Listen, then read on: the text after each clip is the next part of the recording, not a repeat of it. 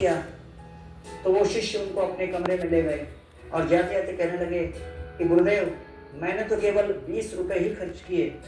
और 20 रुपए में मेरा पूरा समय खर्च किया। गुरु जी के मन में कौतूहल हुआ,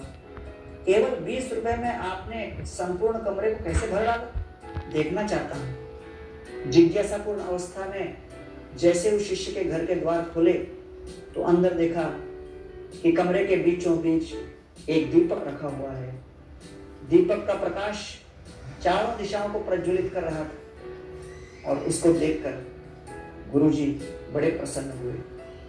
और गुरुजी कहने लगे, आप वास्तव में ज्ञान के भंडार और सागर को समझ गए। अनुभ्यश्च मधुभ्यश्च शास्त्रेभ्य कुशलो नरः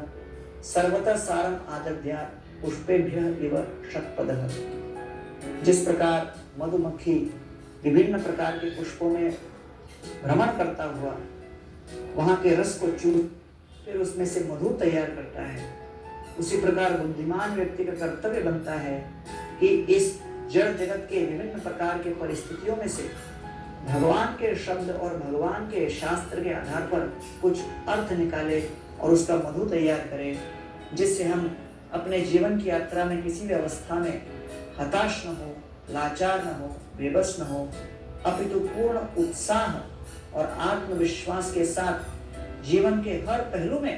हर प्रकार की समस्या को जूझते हुए हम अपने जीवन की यात्रा को सफल करते हुए भगवत धाम में प्रवेश करें।